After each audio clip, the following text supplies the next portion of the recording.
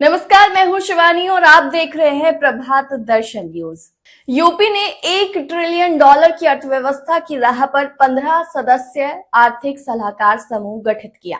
उत्तर प्रदेश सरकार ने आर्थिक विकास को नई ऊंचाइयों पर ले जाने हेतु एक विशेष 15 सदस्य इकोनॉमिक एडवाइजरी ग्रुप की घोषणा की है। इस पहल का उद्देश्य राज्य की अर्थव्यवस्था को $1 ट्रिलियन तक पहुंचाना है।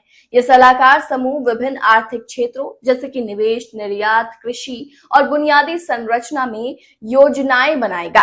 इसका उद्देश्य राज्य के औद्योगिक और व्यापारिक वातावरण को मजबूत बनाना है। विशेषकर बुंदेलखंड और पूर्वांचल जैसे पिछड़े क्षेत्रों को इस नीति के माध्यम से पूंजीगत सहायता, कर में रियायत और औद्योगिक विकास के अवसर मिलेंगे। ये एक महत्वाकांक्षी और दीर्घकालिक दृष्टिकोण है जो यूपी को आर्थिक रूप से सुदृढ़ राज्य बनाने की दिशा में एक बड़ा कदम है। उत्तर प्रदेश सरकार ने राज्य की अर्थव्यवस्था को नई ऊंचाइयों तक ले जाने के लिए एक महत्वाकांक्षी योजना पर काम शुरू कर दिया है। मुख्यमंत्री योगी आदित्यनाथ ने बुधवार को 15 सदस्यीय विशेष आर्थिक सलाहकार समूह के गठन की घोषणा की।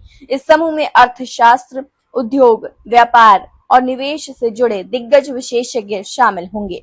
सरकार का स्पष्ट लक्ष्य है 2027 तक यूपी को $1 ट्रिलियन की अर्थव्यवस्था बनाना। योगी आदित्यनाथ का मानना है कि उत्तर प्रदेश जैसे बड़े राज्य के पास पर्याप्त संसाधन और विशाल जनसंख्या शक्ति है, जिसे सही नीतियों और निवेश के माध्यम से विकास की ताकत में बदला जा सकता है। ये सलाहकार समूह कृषि उत्पादन, औद्योगिक निवेश, स्टार्टअप्स, निर्यात और इंफ्रास्ट्रक्चर विकास जैसे क्षेत्रों पर रोड मैप तैयार करेगा।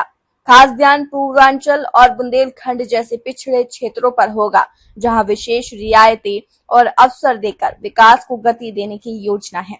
सरकार ने संकेत दिया है कि निवेशकों को टैक्स में छूट, औद्योगिक पार्क और क्लस्टर स्थापित करने जैसी सुविधाएं दी जाएंगी।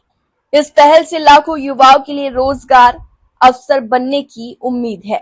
औद्योगिक विस्तार का लाभ सिर्फ शहर नहीं बल्कि ग्रामीण इलाकों तक भी पहुंचेगा।